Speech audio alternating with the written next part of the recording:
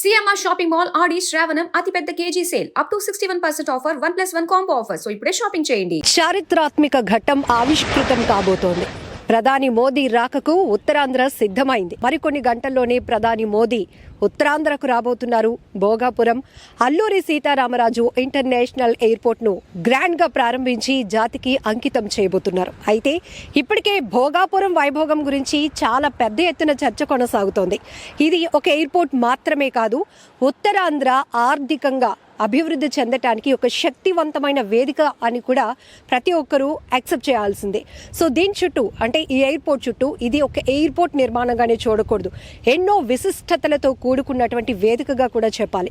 ఇప్పటికే మనం చూసాం, గ్రీన్ ఫీల్డ్ ప్రాజెక్టులో భాగంగా గ్రీన్ ఫీల్డ్ ఎయిర్పోర్ట్ అనేది అత్యంత వేగవంతంగా దీని నిర్మాణం కొనసాగించి రేపు జాతికి అంకితం కాబోతోంది ప్రధాని మోదీ చేతుల మీదుగా.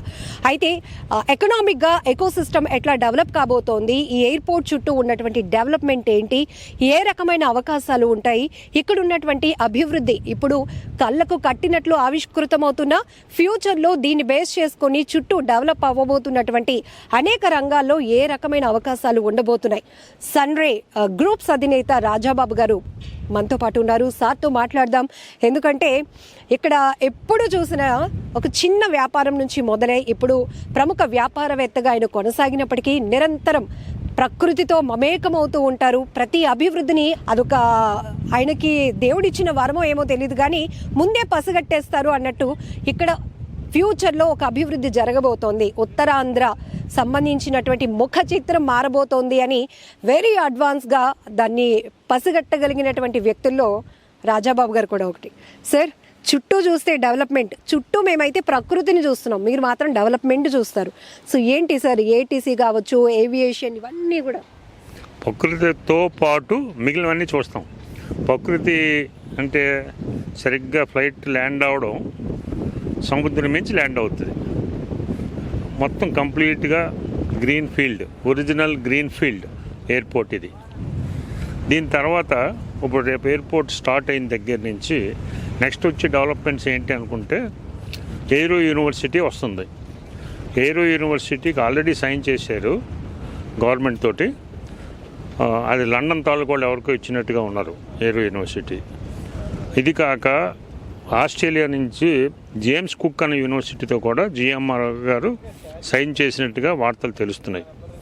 ఇంకొక 2-3 యూనివర్సిటీలు కూడా వచ్చేటువంటి పరిస్థితి కనబడుతుంది. అది అంతవరకు జిఎంఆర్ ఎయిరో యూనివర్సిటీ గురించి. అలా ఒక 500 ఏకర్స్లో ఎయిరో హబ్ డెవలప్ చేస్తున్నారు.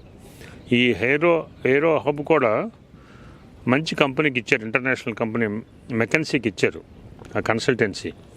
ప్రపంచంలో ఉన్న ఏవియేషన్ ఇండస్ట్రీస్ సంబంధించిన ఇంజనీరింగ్ సెక్షన్స్ అన్నిటితోటి కూడా వాళ్ళు మాట్లాడి టైఅప్ చేసి జిఎంఆర్కి అప్ చెప్తారు. సో దానివల్ల ఏవియేషన్ ఇంజనీరింగ్ ఇండస్ట్రీస్ చాలా వస్తాయి ఇక్కడ. అంటే ఒక కన్సల్టెన్సీ లెక్క సార్? లేదు, ఇక్కడే మ్యానుఫ్యాక్చరింగ్ చేస్తారు. చాలా స్పేర్ పార్ట్స్ అవి కూడా మ్యానుఫ్యాక్చరింగ్. 500 ఏకర్స్ అంటే ఎక్కడా లేదు. ఇదే ఫస్ట్ ఇంత పెద్ద ఏవియేషన్ కోసం engineering section. It is not MRO వేరే ఉంది, ఇది కాదు. ఈ ఏరియా అభివృద్ధిలో చాలా ఉపయోగపడుతుంది. చాలా ఫారిన్ కంపెనీస్ వస్తాయి. ఇది కాక మీకు దగ్గరలో గూగుల్ ఆల్రెడీ వర్క్ స్టార్ట్ అయింది. రిలయన్స్ ఇక్కడికి 5 కిలోమీటర్ దూరంలో వస్తుంది. అలాగే ఇక్కడ ఉన్న పిల్లలకి స్కూల్ కోసం జిఎంఆర్ గారు కూడా చిన్నమయ్య మిషన్ తాలూకా స్కూల్ కన్స్ట్రక్షన్ ఉంది. అది 3rd ఫ్లోర్ కంప్లీట్ అవుతుంది. ఇటువంటి అభివృద్ధులు చాలా ఉన్నాయి. మనం చెప్పుకుంటూ పోతే స్టెప్ బై స్టెప్ ఇంకా చాలా వస్తాయి. ఈ ముఖ చిత్రం ఒక 3-4 సంవత్సరాలు పూర్తిగా మారిపోతుంది. డేటా సెంటర్ ఎంత కిలోమీటర్ దూరంలో ఉంది ఇక్కడికి? మహా అయితే 5 కిలోమీటర్లు maximum. Google 20 kilometres. Aero hub almost attach. Aero university 3 kilometres. 5 star hotels ఒక 4, బిలో 5 కిలోమీటర్స్. ఇలాగ అన్ని డెవలప్మెంట్స్ చాలా వస్తున్నాయి. చాలా గ్రోత్ ఉంటుంది. మనకు తెలిసినవి కాక ఇంకా కొత్తగా వచ్చి కూడా చాలా ఉంటాయి. మంచి హౌసింగ్ ప్రాజెక్ట్స్ వస్తాయి, మంచి హోటల్స్ వస్తాయి, రిసార్ట్స్ వస్తాయి, రెస్టారెంట్స్ వస్తాయి. చాలా గ్రోత్ ఉంటుంది. ఇది హైదరాబాద్ శంషాబాద్ ఎయిర్పోర్ట్ వచ్చిన తర్వాత కోకాపేట ముఖ చిత్రం ఎలా మారిపోయిందో, రూపాంతరం చెందిందో, ఆ రకమైన ఎక్స్పెక్టేషన్స్ భోగాపురం వైభోగం కూడా మారబోతోంది. మీరేమంటారు? ఇది సరిగ్గా సెంట్రల్ లొకేటెడ్ అండి. ఒకవైపు శ్రీకాకుళం, ఇంకొక వైపు ఏమో విజయనగరం, విశాఖపట్నం, ఈ మధ్యలో ఉంది ఇది. అందువల్ల ఇది ఫ్యూచర్లో ఇది ఒక సెంటర్ పాయింట్ అవుతుంది. దానికి కారణం ఏంటంటే బ్యూటిఫుల్ రోడ్స్ ఒక కారణం. చాలా మంచి రోడ్లు తయారవుతున్నాయి. ఇవన్నీ కంప్లీట్ అవ్వడానికి ఒక 3 years ఎంతో పడుతుంది. ఆ టైం కల్లా మిగిలిన డెవలప్మెంట్ అంతా కూడా వచ్చేస్తుంది కంప్లీట్గా. ఇది ఉత్తరాంధ్ర కనెక్టివిటీని అంటే ఉత్తరాంధ్ర బేస్డ్గా వచ్చినటువంటి ఒక డ్రీమ్ ప్రాజెక్ట్ అయినప్పటికీ అక్కడక్కడ వింటున్నాము అంటే చాలా దూరం అయింది, విశాఖకు దూరం అయిపోయింది కదా, పక్క జిల్లాలో ఉంది కదా. బట్ ఈ ఎయిర్పోర్ట్ వేదిక అనేది ఉత్తరాంధ్ర కనెక్టివిటీని ఎట్లా పెంచగలుగుతుంది? అన్ని వైపులు ఉన్న రోడ్లు కనెక్ట్ అవుతాయి. సపోజ్ అనకాపల్లి ఉంది, అనకాపల్లి నుంచి డైరెక్ట్గా నేషనల్ హైవేలో వస్తారు. విజయనగరం వాళ్ళు 20 నిమిషాలు వస్తారు. కోస్టల్ కారిడార్ వచ్చేటువంటి వరకు కూడా విశాఖపట్నం వాస్తవులకి కొద్దిగా ఇబ్బంది ఉంటుంది. కోస్టల్ కారిడార్ ఒక 3 yearsలో వస్తుంది. ప్రస్తుతానికైతే గంభీరం నుంచి ఇచ్చారు రోడ్. అది 1 గంట 5 నిమిషాలు, 1 గంట 10 నిమిషాల్లో సిటీ నుంచి రావడానికి అవకాశం ఉంది. ఇవి వచ్చిన తర్వాత అన్ని రోడ్లు కూడా భోగాపురం సెంటర్ చేసి దృష్టిలో పెట్టుకుని ఈ రోడ్లన్నీ డెవలప్ చేయడం జరిగింది. సో మంచి గ్రోత్ ఉంటుంది. సార్ ఒక్కసారి మనం ఎయిర్పోర్ట్ కి వెస్ట్ లో ఉన్నాం. అవును, ఎయిర్పోర్ట్ కి వెస్ట్ లో ఉన్నాం మనం. ఇక్కడ నుంచి మనకి ఏమేమి కవర్ చేస్తున్నాం సార్? జస్ట్ డీటెయిల్స్ మీరు చూస్తే ఏటీసీ టవర్ రైట్ సైడ్ ఉంది. ఏటీసీ టవర్ అది చాలా బ్యూటిఫుల్గా డిజైన్ చేశారు. ఇండియాలో ఇంత అందమైన ఏటీసీ టవర్ ఎక్కడా లేదు చూడండి కావాలంటేనే. ఇది కంప్లీట్గా ఆ ముగ్గులు డిజైన్ తోటి వచ్చింది. అలాగే కనబడుతున్న ఎయిర్పోర్టు సెంటర్లో ఉంది కదా, అది కూడా లోపల కూడా కంప్లీట్ ముగ్గులు, ఆంధ్ర తాలూకా కళలన్నీ కూడా, కల్చరు కళలు అన్నీ కూడా అందులో మమేకం ఇలా తయారు చేశారు. లోపల కూడా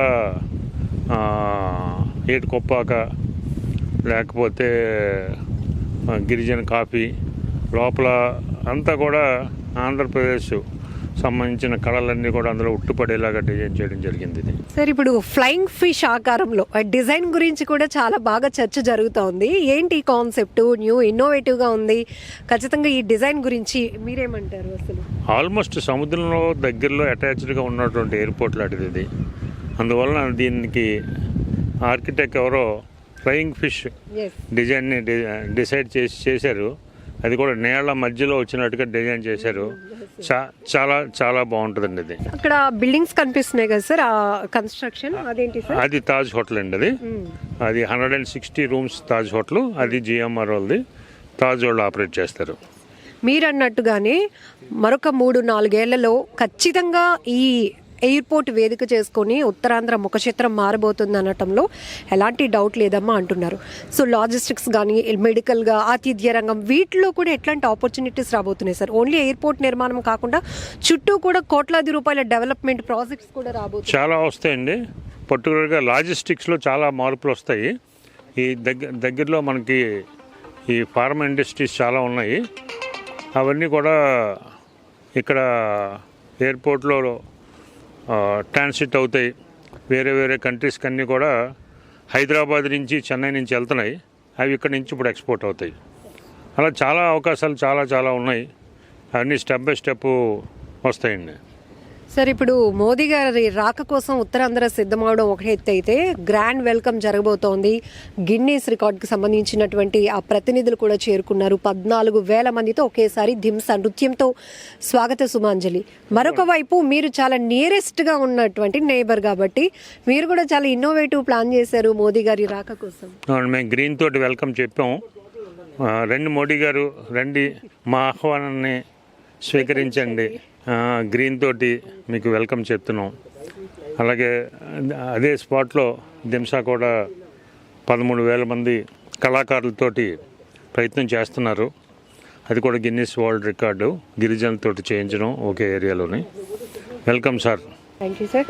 సో ఇది ఉత్తరాంధ్ర వైభోగం ఎలా ఉండబోతోంది, ఉత్తరాంధ్ర అభివృద్ధి వైపు మరింత శరవేగంగా పరుగులు పెట్టడానికి ఒక శక్తివంతమైన, ఒక బలమైన వేదికగా భోగాపురం అల్లూరి సీతారామరాజు ఇంటర్నేషనల్ ఎయిర్పోర్ట్ ఏ విధంగా వేదిక కాబోతోంది అని ఎన్నో విశిష్టతలు, ప్రత్యేకతల గురించి సుమన్ టీవీ ఎప్పటికప్పుడు అప్డేట్స్ ఇస్తూనే ఉంది. సో మొన్న డాక్యుమెంటేషన్లో, ఫ్రంట్ ఎలివేషన్లో అసలు ఎలాంటి కన్స్ట్రక్షన్స్ జరుగుతున్నాయి, ఎట్లాంటి డెవలప్మెంట్ ఉంది, ఇన్సైడ్ కూడా ఎలాంటి ప్రత్యేకతలు ఉన్నాయి చూపించాం. ఇప్పుడు మనం వెస్ట్ సైడ్ ఉన్నాం. సో వెస్ట్ సైడ్ చూస్తే వెరీ క్లియర్గా మనకి ఏటీసీ కావచ్చు, ఏరో హబ్ గురించి, అట్లానే తాజ్ కన్స్ట్రక్షన్ చేస్తున్నటువంటి హోటల్, ఇట్లాంటి డెవలప్మెంట్స్ అన్నీ కూడా చూస్తున్నాం. ఖచ్చితంగా అన్ని రకాలుగా ఉత్తరాంధ్ర కనెక్టివిటీని పెంచడానికి ఇదొక బలమైన వేదిక.